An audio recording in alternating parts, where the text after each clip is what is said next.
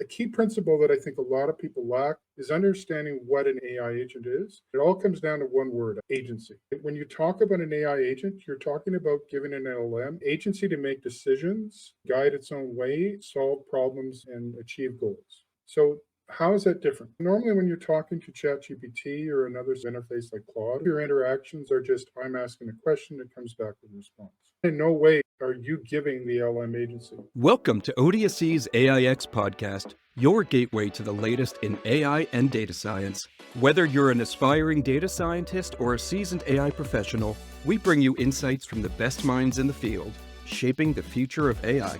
This episode is sponsored by ODSC West, the premier AI Builders Conference, celebrating its 10th year this October 28th to 30th in San Francisco and virtually. Learn more at odsc.com/California and use the code PODCAST for an exclusive 10% discount. We are also holding another virtual 3-week conference, the Agentic AI Summit, this July 15th to 30th. Learn more at summit.ai. Sheamus McGovern, the founder of ODSC, will be your host today.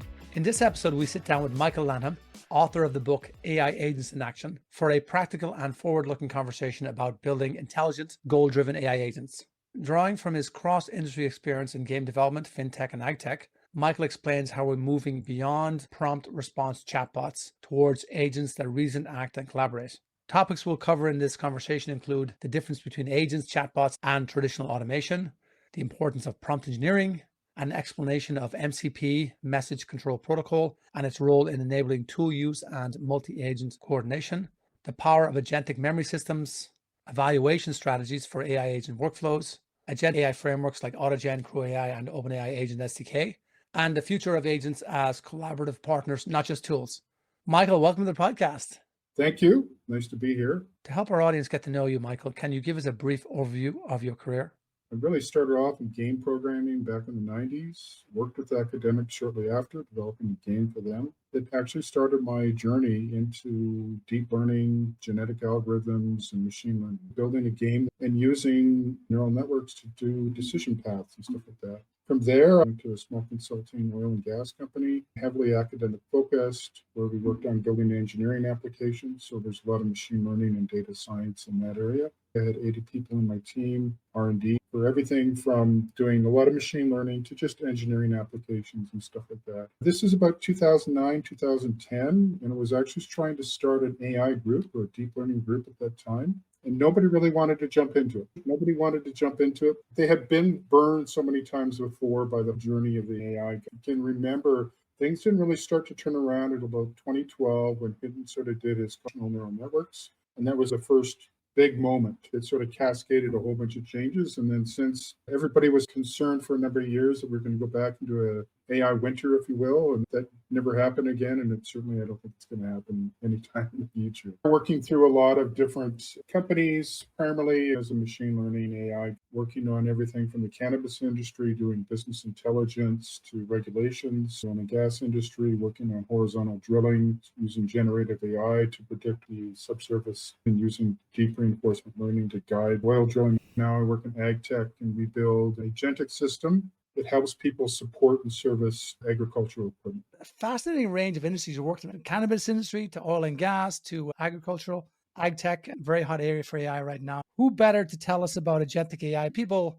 view agents and agentic AI as this brand new thing. Those of us who've worked in computer science know agents, and this concept of agentic workflow has been around for decades in computer science. And now with AI, it's boosting it, so to speak. But before we get into that, because I want to bring our listeners on a journey from understanding the basic concepts of agents to some more advanced concepts. So I think for our listeners who are new to AI agents, it's important to understand what an AI agent actually is. We're here to talk about a book you published on agents. You do a great job in that book defining what an agent is. So if you can talk a little bit about who the audience for the book is and tell us your definition of an agent. Yeah, so I started writing the book way back in 2023. I had been working at Cement, a fintech startup, and traditional NLP processes for categorization of messaging and stuff like that. But then we decided to use LLMs. And from LLMs, we decided to use agents. And I built, based on AutoGPT and some of these earlier examples, some agent systems. And it really hit me the power of agents and using this ability to do things with agents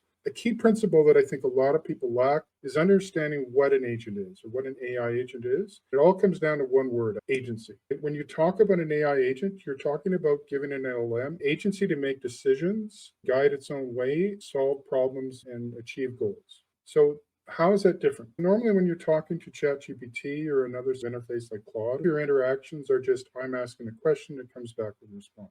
That in no way are you giving the LM agency. We do see a lot more of that coming now using tools like deep research, giving a whole bunch of stuff that you want to have happen. You ask the deep research tool to give me an answer on this, it goes away for 15 minutes. Often that 15 minutes, it has agency to make these decisions. It knows where to search, where it can pull information from, where it collects all this information, and then being able to summarize all the information. That's sort of the big piece I think a lot of people have to overcome, understanding the difference between a prompt and talking directly with an LM and being able to engage with an LM that is an agent and has agency in making decisions, using tools, and doing a bunch of other things that it needs to do. Yeah, Michael, I think that's so spot on. And we can actually later on this conversation talk about AI and give an AI agency as well, because I think it's such an important part of the discussion and the dialogue right now. But to keep it grounded, because I want people to look at your book, because it was one of the first books that really gave me a holistic view of how agents work,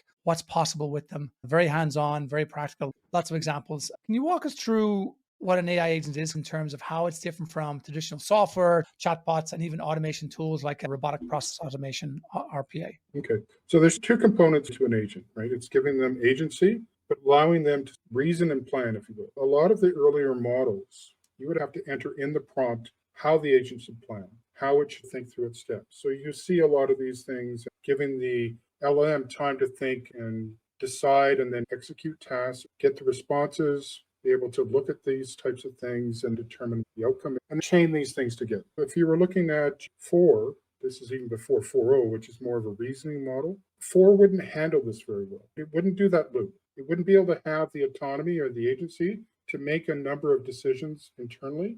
The great thing now with the models we have that have some effective reasoning is the ability to, if you give it a task to plan me a trip, it can go on and use the tool to search a website to find a bunch of trips. It can find information about you. Maybe it has in its memory that it can then look up and say, this is their preferences. This is what they like. I'm going to choose these ones, and I'm going to look at maybe then planning different events and things in the itinerary, and then coming back and then giving all this information back to the user. There's a key difference between a particular prompt, which you call a prompt or a system prompt, where you're just telling an LM to give me a response about something, but generally it's just going to execute it once and then come back. With agency, you're giving the LM either one or multiple tools that it can decide on when to use and how to use them. And it's also combining those tools together to build or append to some sort of output and generate some combined output. A big thing that I think turns a light bulb is you really have to write a fairly, well, sometimes not so simple of a prompt. But prompt engineering is a key aspect of this because you want to define how the agent should think through its steps and what its workflow should be. So in that prompt, you're defining how the agent uses its agency to define and answer its solutions. You can be a little more loose and say, you're just an agent with this persona and answer these questions, and then it decides, and that quite well. The more guidance in that workflow, the better your agent's going to perform. Yeah, I love that description, Michael, because you touched upon so many different aspects there, tools, reasoning, planning. You also touched upon this whole idea of prompt engineering. I really believe prompt engineering is making AI very accessible right now, because think about what you said at the very start, how people interact with AI right now. It might be Anthropic, Claude, Perplexity, OpenAI, various flavors of models, and they give it a question. They don't give it agency. They wait for a response. The whole decision-making and agency is definitely one question I want to get into, but just focusing on prompt engineering for a second, because I think that's a key skill to master to understand how to build agentic workflows. Yeah, I'm a big proponent of prompt engineering. Unfortunately, I think prompt engineering has got a bit of a bad name because it's often seen as, as this whole turn was coming about, you hear people getting salaries of $300,000 for being prompt engineers, and people are like, well, that's just stupid. But prompt engineering is very important to everything I construct and use. And a lot of times people think of prompt engineering as some sort of mystic way that you need to talk to an LM. It's not that. There's a number of basic rules you need to follow and get good at. A big one is defining structure in your prompt. The same way you'd want somebody else to read it, you want to be able to make it accessible for the LM to be able to understand the information. Delimiters is another key aspect. So if you can delimit sections and you can mark things bold and stuff like that's going to help the LLM as much as possible. And another key thing is, maybe injecting some of those reasoning things, like think step by step, or use this pattern of react where you're, reasoning and acting. Those can also help, but there's other key terms that different LLMs respond to better than others. So it's getting comfortable with what you're injecting into the LLM to guide it with the things it needs to do. But it's a key principle for anything that we build. And some of the prompts we build, they're just huge. We find that prompting skill is a key skill that's kind of overlooked from AI experts, the engineers, because it's not writing code, it's writing prompts. We find it has a massive impact on an agent's performance. Absolutely agree. Yeah, as you mentioned, a pretty common agentic framework, react there, reason, and then action. And then those decision-making processes can be, I know it's debatable over what kind of model you're using. You might be using a hybrid model from Claude, which can do system 1 or system 2. Chain of thought prompting is very important. I do some training in this myself, so I think I'll include in the show notes a list of prompt engineering techniques. My first one for beginners is always use the LLM to help you create the prompt. And then for prompt engineering, is there favorite techniques you have? I mentioned chain of thought. The reasoning models are supposed to have chain of thought built in. When I'm trying to make a decision with various different outcomes and scenarios, tree of thought is one of my favorite ones. So any advice you can give people for different reasoning prompts? In the first edition of AI Agents in Action, a lot of the reasoning was what was popular at the time. So it was chain of thought, the think step-by-step thing that you can add. What I've added in the second edition is the React framework. Because MCP, Model Context Protocol, which we haven't really gone into that much yet, it's so accessible, there's a sequential thinking server, which is kind of like a scratch pad for reasoning. So it allows the LLM or the agent sort of use this MCP server,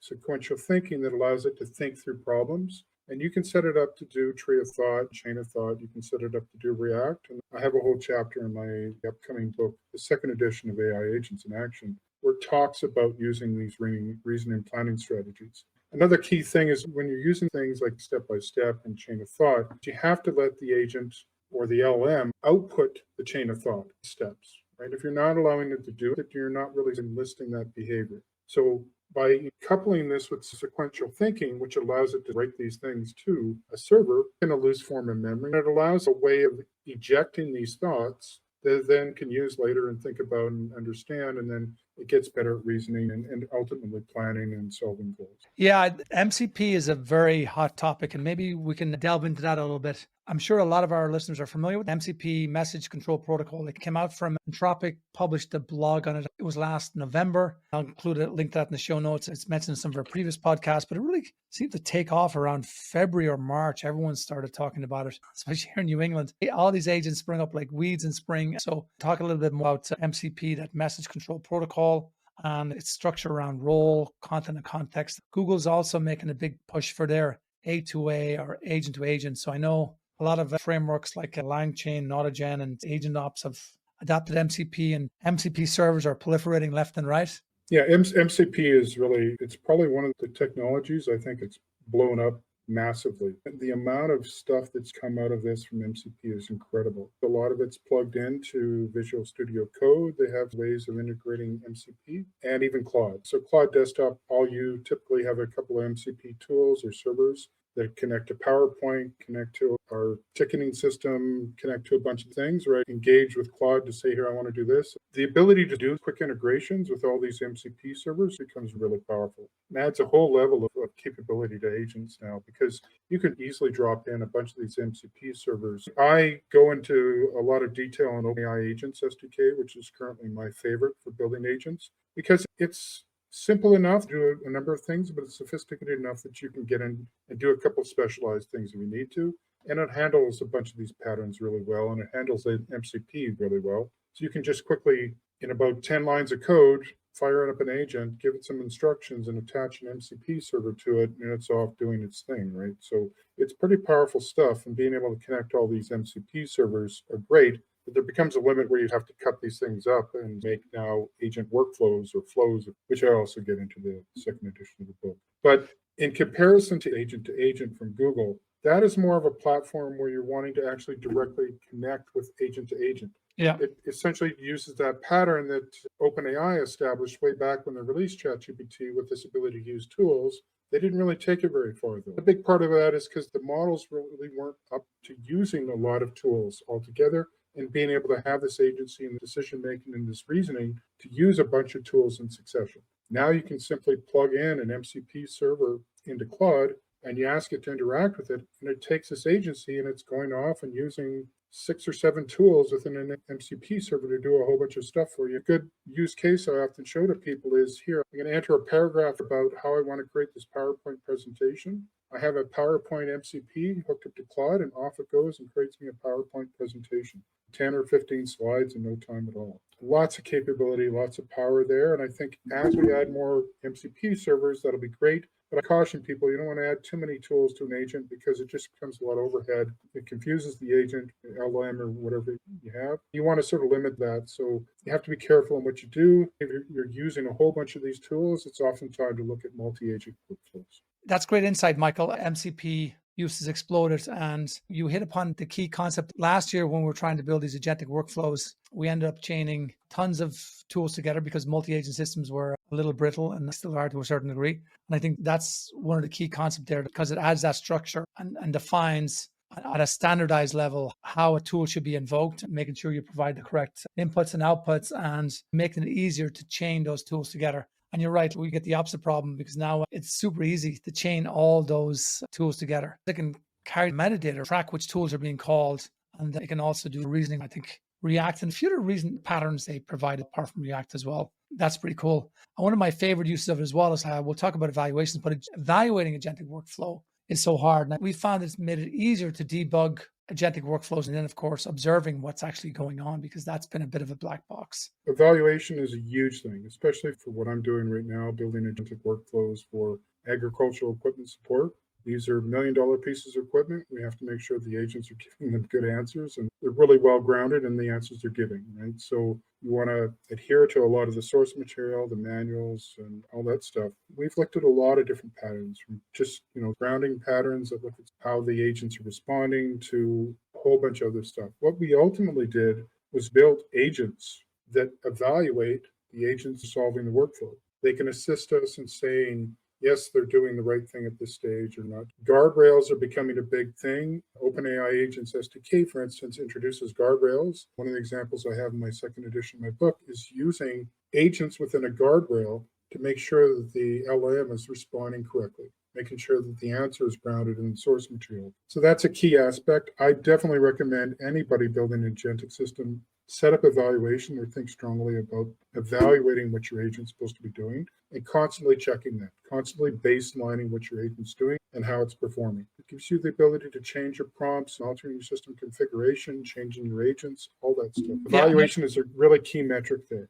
Yeah, absolutely. And I do, because we spent a lot of time last year, the last couple of years, talking about LLM evaluations and how to evaluate LLMs, open source ones, closed source ones. Lots of open source platforms out there. I'll link a few to the show notes. One of my favorites is outlines or .txt. I recall when I was reading your book late February, early March, you used the phrase grounding evaluation related to an LLM, because an LLM really is the engine of an agent, because you want to make sure the outputs, they're anchored to verifiable information. So with LLMs, we're doing that with RAG and stuff like that. But then looking at responses, making sure the output was correct, that output was often input to the next chain or tool or something like that. And then one of the things I've struggled with is calling these various tools. Now you're not just trying to evaluate the response from the LLM, but also the response from that tool itself. The tool itself. Yeah, if you can talk to that ball of evaluation wax, so to speak. For everything we do in any sort of setup, we use hotel tracing. So open telemetry tracing, if you will, so we can monitor all activity, make sure that the agents are doing everything we need. There's a great tool out recently called Rise Phoenix, and it allows you to log all this stuff. The other thing I really like about it, OpenAI Agents SDK, is that out of the box allows you to capture all these hotel tracing and look at what the agents are doing. But if you're using other tools, you want to be a little more sophisticated and you want to sort of break things into projects, a Rise Phoenix is an excellent tool. It shows you every step, what the model is, what the input is, what the prompt is, what the output was. And then you can capture those sessions within their tool. You can actually use the prompt and everything that went into the prompt and test the output. So you can test the variability of your output. LLMs are a little bit variable sometimes. They're going to give you different answers. You want to make sure that you're within constraints there. You can test variations in models. You can test variations in your prompts. You can do additional prompt engineering to modify your prompts, maybe add some more rules or trim down your prompts. It's a very powerful tool. One that I highly recommend is Arise Phoenix. AI Agents SDK also has much of this built in where it automatically captures all this, go to the OpenAI dashboard,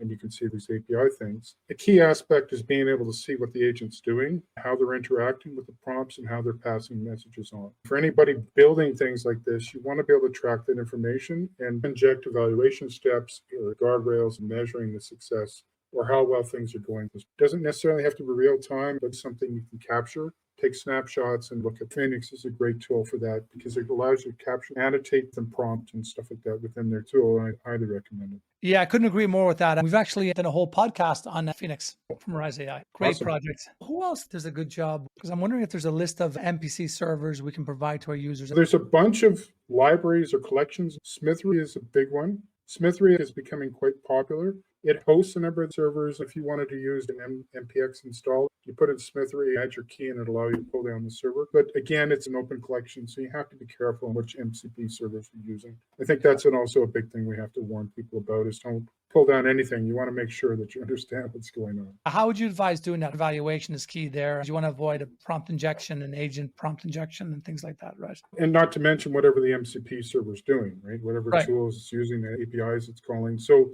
I would always look for how many stars or how many downloads it's got, maybe do deep research on the tool itself. There's a lot of good ones, though. There's a lot of good reference ones like Slack and a whole bunch of these other, several database ones. Microsoft have been kind of slow to the game, but now they're producing a number of cool MCP tools. But, you know, everything from integrating with Office to a whole bunch of other stuff. And Thrick is just releasing a new thing with applications and tools that they're looking at. And I'm not sure if that's consequence of that is actually going to be using that to build MCP tools. I think that's probably the next phase, but right now it's sort of like here, build games and stuff like that. Yeah, Smithery.ai is a great resource. It's got over 7,000 extension. And as you said, most are built by the community. And if you have a tool, like we use Notion, databases, Superbase, Perplexity, any tool you can think of, there is probably an MCP server out there for that. Because the protocol itself was so simple that pretty much everyone adopted it fairly quickly. And some of these have got thousands, tens of thousands of downloads. It's pretty incredible. Yeah, it just shows the power and quick adoption that people are embracing MCP. When I started using Siri, it was about 1,000, and now it's over 7,000. It's growing so fast. Yeah, and so for our listeners, regardless if they're beginners or just starting to understand AI, or even for those of us who are advanced practitioners, an interesting thing about the challenges of agents, because we touched upon reasoning, we haven't really talked about memory. I'd love to talk about memory more because one of the key things when you have different kinds of memory in an agent, now you have reasoning, and then you bring in these feedback loops about these various components within an agent, because we want to get to multi-agents, but I just want to talk about the components within an agent. So if we can discuss the different types of memory, something I've spent a lot of time working on. You go to people and there's many different definitions of memory, and I have a few of my own favorites, but we can talk about agentic memory, which I think is really very important for people to understand. Michael, that'd be great. So memory and knowledge fall into the retrieval augmented generation workflow. A lot of RAG applications and memory applications are all semantic. So you're taking a piece of text, you're embedding it down to a vector and using vector similarity matching, similar things you want to define. In memory, there can be different types of memory where you're looking at episodic, procedural, and these could be variations of how you're taking the information and storing it, either semantically, or another option is you don't necessarily have to just force yourself to using semantic search. You can use database search, keyword search, graph systems. Graph systems are becoming quite popular. As long as you set up the tools and the agent knows how to interact with these systems, MCP is a great tool or a great interface for a lot of these things, then you give them the ability to use these tools. And then for memory, you have the agent using the memory. But a big thing about memory systems is you want to make sure that the type of memory you're using, you use some of the same doctrines or things like forgetting. Forgetting is a big aspect that we often forget about, right? So you don't always want to have all the memories treated the same. You want more of the recent memories to be treated more importantly than older memories. That means sometimes you're forgetting some of those older memories that you build into your system when you're doing a whole bunch of these, I'm going to save a bunch of these conversations about the user had, that you often want to maybe dump a bunch of the earlier conversations or the earlier things that you had. Another good thing about this aspect is also compression. It's like remember certain key details about events 2 years ago, but you didn't necessarily recommend all the exact details. Compression works by taking a whole bunch of these memories, compressing them down to the important details as a summarization, and then that's the memory that you can refer to. It's a way of minimizing the amount of memory that the agent has to search through and making things more relevant. Relevant is a key aspect for knowledge and memory. When you're asking the agent to find things based on what it needs to search for, either memory or knowledge, you want to know or understand that the items you're getting back are very relevant to the things it's asking, right? So if you're asking for what movie should I watch, you want to make sure that the memories or the knowledge coming back are related to movies. You don't want other things in there like your favorite dinner. That's where semantic search comes in, a whole bunch of other ways that you can break that down. If you're looking at factual memory, you would use a database and the agent would pull this stuff back. That works well for episodic. You want to remember events, or procedures, like procedural steps, and you want to make sure that you remember the exact steps. You would often enter them into either a graph database or a database, a relational database. Semantic doesn't work so well because it might return similar steps, documents, memories, or knowledge. So that's why you have to understand how the relevance relates to what's getting returned and how the types of memory or knowledge that you're storing are relevant to the storage mechanism. If events or episodic memory, you do want to use databases and stuff like that, or procedural memory similar. If you're just looking for raw conversational memory or things like that, then semantic memory would make sense. Different types of memory to different types of storage mechanism to different ways of returning your best way of getting relevance for the memories and knowledge you want to return. Yeah, that's a very good point about people sometimes, because everyone's focusing on storing everything. I did have this conversation with someone the other day about, do we need to remember everything, or how do we attach importance to memory? Back when I was doing pricing models for equities and stuff like that, we're very much focused on geometric Brownian motion, which kind of treats the price of a stock as a Markov process. When you're looking at the price path, the best price to start with is just the very last one. So in that way, there are models you can use for assigning importance to certain data points. That's something I haven't thought too much about, which I think is quite interesting. And then interesting what you said about procedural and episodic memory. People can be a little bit dogmatic, like short-term memories, like it's the context window if you're working with LLMs, but anyway, that's different. If you're in agentic AI, you need some kind of a store like a vector store, or Chroma, or Weaviate. So Michael, now that we understand a little more about how agents work and some of the challenges and evaluations, as you mentioned, AI agency is a very powerful concept. It's really about giving agents decision ownerships, which again is something that a lot of people are thinking hard about. You work with a lot of enterprises. They're still working on governance and how to trust AI. I remember in your book, you talked about giving an agent a goal space. I want to talk about this shift from automation to collaboration. When you start to give these agents a goal, that's quite a different task. Now with MCP and so many servers out there, it's no longer can it do a task, but how can an agent decide how to do a task in that goal space you talked about in your book? And also, I know you've got a gaming background, so I'm sure at some point you probably looked at reinforcement learning as well. If you can touch upon those subjects. A big thing that I think a lot of people lose focus of when you're implementing agents is you kind of have two paths, right? There's I want to build agents that can collaborate to answer my question, or I have a pretty good idea of what the answer to the question should be, or at least the guidelines around that question. I just want to build an agent that can automate that task. A good example of this is a deep research agent that goes off, gets a bunch of information from the internet or whatever its data sources are, returning that and spitting out the answer. That's a well-described workflow that it's easy to automate. And every company has a whole bunch of these different workflows that they can automate. A big one is create a PowerPoint presentation, like having agents to build your PowerPoint presentation, include the graphics and maybe videos and stuff like that. That's all powerful. Collaboration workflows or agents are when you're kind of not sure what the answer is. At least this is where I typically use collaboration agents. CrewAI and LangChain or AutoGen are good examples of collaboration platforms. And I've used both of those platforms to help me overcome challenges when I didn't really know how to get to an answer. I knew what the starting point was and I knew what the ending point was. As in a code example, I knew that I had this code or this document and I know I had to get to this version of this document somehow. And I just gave that to AutoGen and I said, here's what the beginning document should be, and here's what the ending document should be. It gave it a couple agents, and it cycled through, and it solved it. It wasn't necessarily efficient. There's ways of tracking how many times an agent comes up and thinks about the same thing, gets into these same questions. But the power of it sort of thinks outside of the box and it iterates and does this workflow that you might do if you're whiteboarding the thing for a couple hours with work colleagues. It's very good at solving these things and then spitting out the answer. I find it works really well if you can give it a starting point and an ending point. Oftentimes you may just say, see what happens. I see that as a really good place for these types of agent systems where you talk about these interviews with Sam Altman where he's going, they're going to start researching these things and start thinking outside the box.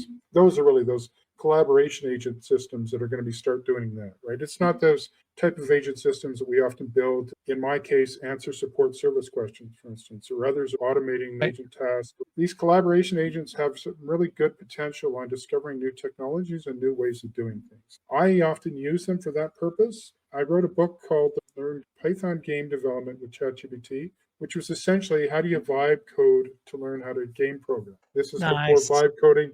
This is before vibe coding was a thing. One aspect was that I was using GPT 3.5 or 4 back then, and I wanted to use Python to build a 3D game environment, for instance. And it was really difficult. It was always breaking. It gave the same problem to AutoGen, one of these collaboration frameworks. And sure enough, over time, it spit out a working 3D game. And this was a really early model, and it did a really good job. And that's where these powers and capabilities come from. It employs concepts of memory, understanding what's happening, making changes and feedback, and it's a self-evaluating.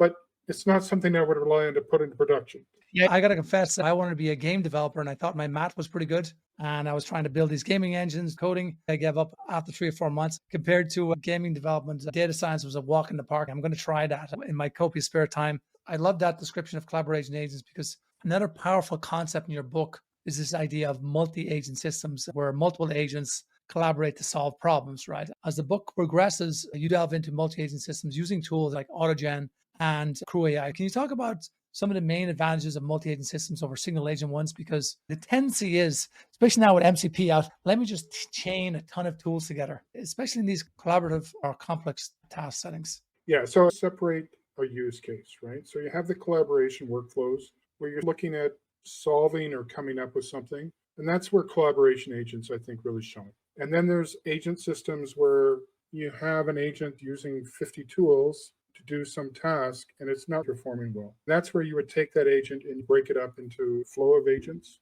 So one agent would do something and then pass it off to the next agent. Or there's another sort of popular pattern is the orchestration hub spoke pattern that you see often where you have one agent that's central and has a bunch of workers that can do various tasks like search the web. Each of these sub-agents are connected to a bunch of MCP tools that are executing these things and spitting the information back to the orchestrator agent that then collects everything and sends it back. I like flow agents as well, where you have one agent that does something and hands off that task to the next agent and so on. But those are fairly easy to build because you can think of it as if you're in an office and you've got somebody doing one piece of work or an assembly line, you have one person doing one piece of work and the next person does the next piece of work and so on. It's a collaboration side where you use a number of different agents. And there's the more structured workflow side where you actually want to solve problems, automate tasks. On the collaboration side, you have different patterns that you can use within the collaboration side. A common one is you have a team of agents that you give each of the agents a separate role. So one would be the architect, one of the software developer, one of the QA person, one of the product person, etc. They all work together and collaborate based on their individual roles and what they need to do and how they need to spit out an answer. That's very effective on building things, but sometimes you have to be very specific in what you want to build. So if you're less specific, you're going to get some variation in your output. That isn't good for production systems, but it builds something cool and powerful. I've used this pattern multiple times to solve problems that I couldn't get an LLM to help me solve. I've thrown it at a group of agents and they were able to solve this problem. Back in the days when Stack Overflow was the thing, that was where you would often go for this knowledge. I think a lot of people are reverting to LLMs, which is good and bad because there goes Stack Overflow and this base of knowledge. I've come into a couple of problems recently where I either sort of asked an individual agent to solve it, like being able to Dockerize a container or something like that, some really technical thing that I'm less knowledgeable about, asking a group of agents to solve that problem, looking at their respective duties and what they're doing to be able to solve the issue. It becomes really powerful because not only is it just sort of simple problems and it works through these things, right? You can give it, solve the task of installing the software. I can't seem to get it to work. And it works through iterations and different variations. With a team of agents, one agent might say, well, no, you got to do this because of this and stuff like that. And they eventually work out a solution. Does it cost $10? Maybe, but you do come up with a solution, and it's kind of cool how it comes with these solutions. And the power of that collaboration is going to become a lot more popular for people just asking questions and seeing what the answer comes out, right? A good example is, we got into the discussion of VO3 and the movies and video generation. What's to say that you couldn't give the collaboration team of agents, director, editor, and all these things, giving them build me a movie that does this, and here's these tools, and they go off and build a movie. I think that would be really cool. No, I love that, Michael, because we were chatting briefly before we started recording, and I was mentioning that I've been astounded by the rapid progress we've seen in the creative fields, because I know you've a background in AI filmmaking, and Sora came out last year to huge fanfare, but I was pretty blown away with Google's VO3. Hadn't really played around much with VO2 or the early versions, but VO3, I managed to get my hands on some credits. And whereas Sora is great for creating videos, VO3, it felt more like filmmaking because I was able to give it text to video. So for our audience who have not used it, it's text to video prompt. It allows you to put in audio into the video and do better storyboarding, better scripting. It was pretty incredible to see that. Where do you see all this going as an AI filmmaker? I think, actually, there was Zachary Levi. There's a good interview of him on YouTube that I just covered recently, and I strongly agree with him. A lot of people are saying, movies, all this stuff is really there because of art's sake. And you look at the movie industry these days and the movies that a lot of people go to, there's not really a lot of actors going on. A major part of the movie is special effects and CGI. And I think a big part of that, the ability to transform old action stars or any stars of anywhere, you license their content. I think the example he uses in the interview is Gene Kelly. Gene Kelly is now in the movie Transformers, or a movie like Transformers that you build or stuff like that because you wanted to see Gene Kelly, or some other star from way past that you would never expect. There's a lot of power there, or even given the ability to introduce your own self into this content. That's an interesting concept. That ability to inject yourself into that content is going to become a huge aspect, I think will really disrupt the market. Yeah, absolutely. It's going to be interesting how this evolves. But getting back, I think we've covered the technical aspects really well. And as a practitioner, I really want to talk a little bit about where we see this all going. A lot of people complain the field is moving so fast, so sometimes it pays to think ahead a little bit. One last technical aspect I want to touch upon, because people get very excited about agentic AI. And by the way, we've got an agentic AI summit, a virtual one coming up in July. It's run over 3 weeks. There's lots of free sessions there, by the way, and there's also training. One of the aspects we struggle with is the cost of these agentic workflows, right? So the token usage goes way up, and then the latency becomes a real problem. How do you balance cost, performance, scalability, especially around these multi-agent systems we just did in production? Yeah, it's a big part of building working token-consuming agent workflows that are consuming hundreds of thousands of tokens just for one workflow. A big part of it is breaking out the pieces the agents don't need to do and making them software, essentially. The powerful aspect of using agents is they can integrate easily with systems. They can connect with virtually any system, understand it quickly, and take the information from it. Very powerful. It allows us not to have to hard code interfaces. It allows us not to worry about APIs, all this stuff. That's all become extracted away. But there becomes a point in your workflow where you're always doing the same step. For instance, a workflow where you're always pulling documents. Does it really make sense to give the agent a tool to do that and then give the content to the agent, right? Instead of empowering the agent with a tool and then just giving the agent the agency to go through those documents, decide which ones are relevant, and returning, right? So there's a practicality of these systems and being able to overcome that. But then the latency being tied to a foundational model is probably a big aspect of things. We often talk about how can we get away from having to subscribe to this foundational model? How can we reduce that? One of the key things we try to do is practicalize parts of the workflow where we turn them to software. That part of the software does it, where we still need to use agencies and the power of AI to overcome things, because just managing that challenge would be really difficult. That doesn't mean we couldn't use agents to build the software that makes those things practical. So we actually get into a loop where we can have an agent system that could self-improve itself by practicalizing parts of the workflow that don't necessarily need to be agents anymore. Absolutely. You mentioned earlier Phoenix. It's an open source project from Arise, but we've had DevOps, MLOps, and now Agent Ops.